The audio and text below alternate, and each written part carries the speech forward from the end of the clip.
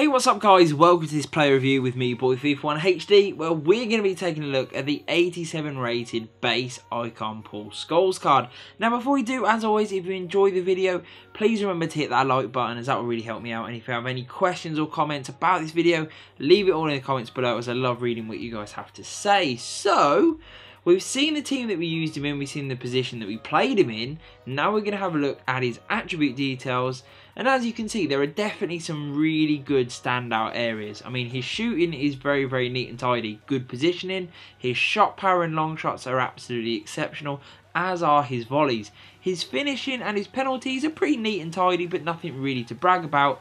But what is to brag about is definitely his range of passing, because that vision at 93 combined with his short passing and long passing being at 91 and 92 respectively, and then you add in the fact that he's got really good crossing, his curve and free kick accuracy are also pretty decent, means that this is by far the standout area on the card. His dribbling is also pretty good, don't get me wrong. He does suffer somewhat with his agility, but his balance, reactions and ball control are really, really solid. His dribbling is okay there at 72, but I must admit his composure is excellent at 92. Defensively, Scholes is pretty useful with 83 interceptions, okay stand tackle at 62 and okay heading at 76. He isn't the strongest, however, as you can see, with 67 strength, but he has good stamina at 85 and also really good aggression at 89. So now that we've seen those attribute details guys, let's jump into some in-game footage and hear what I thought about him. So Paul Scholes, should you go out and spend all that money on this 87 rated icon card? Well, yes. I mean, you are definitely getting one hell of a player. The only thing I would say is that if this is going to be your best player, the one that you're spending all of your coins on, then potentially I would look elsewhere, because while he is exceptional on the pitch and he is a very, very solid player to use, I don't think he can quite carry a team the way that some other icons, be it at striker, centre attacking mid, even central midfield and CDM can. He's not really that guy. In a good or great team, he's an exceptional addition to your squad. However, in a mediocre team, he's not really going to pull them together as much as you might expect. With the ball at his feet, he is absolutely majestic. He can pick anyone out no matter where they are on the pitch. His range of passing is phenomenal. No matter, even if the player's in front of him, he still manages to get it through. He is that good. He plays incredible balls, both in the air, on the ground, crossfield passes, crosses, the lot. The range of passing that this Paul Scholes card has is pretty much second to none. He is that good. Great vision and really good pinpoint accuracy with his range of passing. So for assists, there are going to be very few better. What lets him down obviously is the pace. It's not that good. Acceleration and sprint speed being quite low, as we saw, means that he isn't the fastest on the pitch.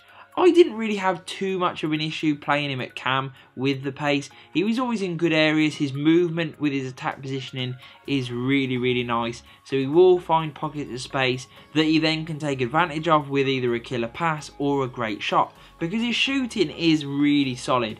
Great long range shooting, anything from just outside the box, he is going to absolutely hammer into the corners. Very accurate with his long range shooting and very powerful. So no matter who your opponent has in goal, they will struggle to get even close to some of Paul Scholes' shots. Close range one-on-one finishing, he's also pretty neat and tidy too, I must admit. Much better than his stat would suggest. I found him to be pretty accurate in front of goal, and he definitely will score you a fair few goals along the way.